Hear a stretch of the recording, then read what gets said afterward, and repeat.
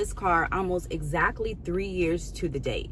And after I test drove it and decided that this was the one that I actually wanted, the next thing out of the sales guy's mouth was, how much do you want to pay a month? Now, on the surface, that might not seem like an unreasonable question because a lot of people go into a car purchase with an ideal of how much they want to spend. But let me explain why that is a trick question. For some people, a car is the second most biggest purchase next to their house. But in spite of this, for those who choose to finance one, they don't always know how to go about doing this. So in the end, they end up spending more money than they have to. So whether you're choosing to buy new or used, here are some do's and don'ts that are guaranteed to save you money. Number one, don't ever negotiate the monthly payment. I've been writing about finance since 2005, which includes auto financing. So I am very familiar with some of the tricks that dealerships will use to increase their bottom line. And one of those tricks is convincing people to negotiate their monthly payment. But even though I knew about this strategy, I didn't experience this until my most recent purchase. With my 2 prior purchases, I secured my own financing through a credit union. So the dealership's finance company had nothing to do with my monthly payment.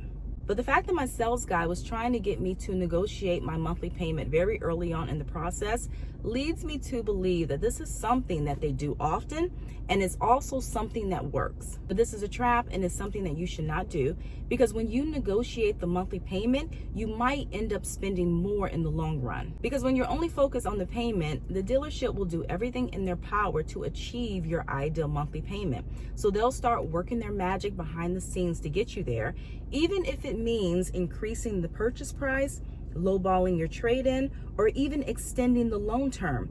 So instead of paying off the car over 5 years, now you're paying it off for 6 or 7 years. So what you want to do instead is negotiate the out-the-door price, which also includes all of your taxes and fees. And once you have this number, then you can talk monthly payment. Also, don't fall for 0% interest financing. As an incentive, some auto finance companies will offer 0% financing to well-qualified buyers, which include people who have a credit score above 750 or 800, depending on the lender. Now, if you get approved for one of these offers, you might automatically think that you got an amazing deal, but that is not always the case. So it's so important to always run the numbers. What a lot of people don't realize about 0% interest financing is that you often lose the ability to negotiate. So in other words, if you're not paying interest on that car loan, you will most likely pay sticker price for your car. But on the other hand, if you decline this offer and pay interest, this can give you some wiggle room on the sales price, where you're able to get the car at a lower price and possibly save money in the long run. For example, if the sticker price is $27,000 at 0% interest for 60 months, your payment is about $450 and you end up paying a total of $27,000 for the car. But if you skip 0% and pay interest, you might be able to negotiate the price to $24,000. And if so, your monthly payment will be about $440 a month, and you'll spend a total of about $26,500 for the car. Now, granted, in this illustration, it's only a $500 difference, but sometimes that difference can be greater, which is why it's so important to run the numbers and see which is the better option. In addition, depending on your circumstances, you might want to avoid spot delivery. And if you're not familiar with this term, this is basically when a person takes a car home before financing has been finalized. If you get financing through a dealership, their finance department will review and approve your application on their end.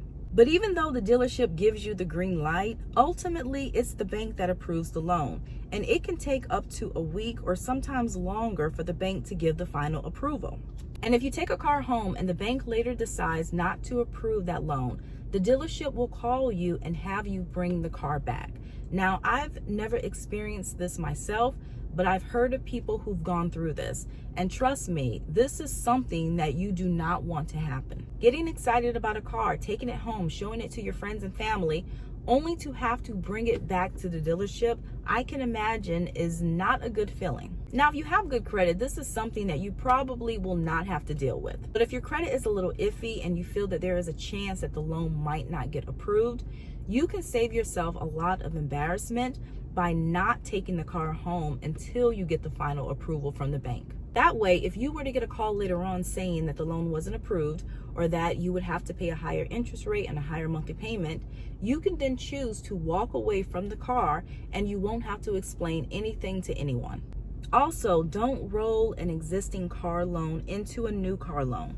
This is a mistake that I feel that a lot of people make when financing a car because they don't really understand just how expensive this can be. When buying a new car, if you decide to trade in a car that you still owe money on, the amount that the dealership gives you for your trade-in might not be enough to pay off your existing loan. And if that is the case, the remaining balance on your old car gets tacked onto your new loan. So if you're buying a car for $27,000 and the remaining balance from your old loan is $5,000, you now have an auto loan for $32,000. And as tempting as this might be and as excited as you are to buy a new car, I strongly urge you not to roll over a car loan because in the end, you are most likely creating negative equity. So it's usually better to pay off one loan before getting into another one, which you can do by finishing out your loan term or by selling the car outright. Now, some people prefer trading in their car because it's easier and they don't have to worry about finding a buyer, which I completely understand. But in most cases, you will make out better by selling it privately. Also, if you're a cash buyer, don't mention this until the end. Car dealerships don't only make money on the sale of the car, they also make money on the financing. So it's not uncommon for a dealership to mark up your interest rate and then profit the difference. And this is need to know information, especially if you're a cash buyer. Because if you mention that you're paying with cash too early in the process, meaning that the dealership is not going to make any money on financing with you, you might lose some of your negotiating power. So timing is everything. Now, this isn't to say that they won't try and get you into a financing discussion early on just to see where your head is. But if that happens, keep the focus on negotiating that sales price. And once you guys agree to a price, then you can talk financing.